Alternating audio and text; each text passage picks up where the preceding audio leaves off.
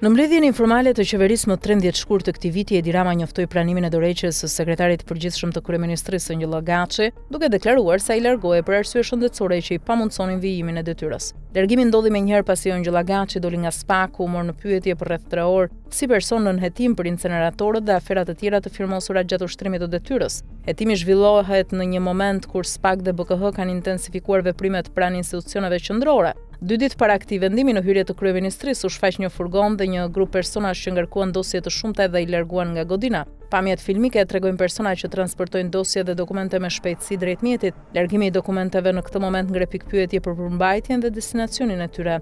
Dokumentet u nxorën nga selia e kryeministrisë 2 ditë para largimit të Agaçit. Ky fakt shton dyshimet mbi lidhjen mes veprimit administrativ dhe hetimit penal në zhvillim. Pyetjet që shtrohen janë konkrete: a kishin lidhje këto dosje me veprimtarinë e sekretarit përgjithshëm, a përmbanin ato akte, urdhra, vendime apo projekt ligje që mbajnë firmën e kryeministrit dhe të sekretarit përgjithshëm?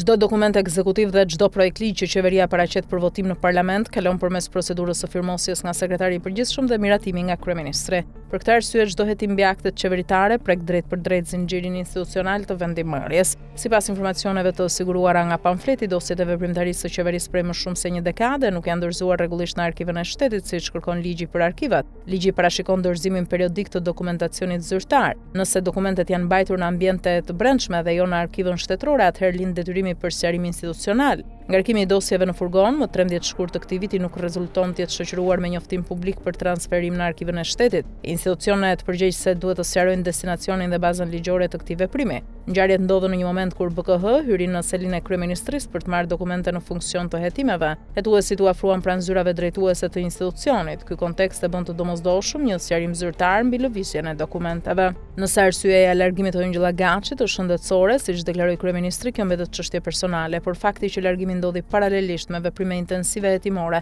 dhe me zhvendosje dokumentesh kërkon transparencë të plotë institucionale.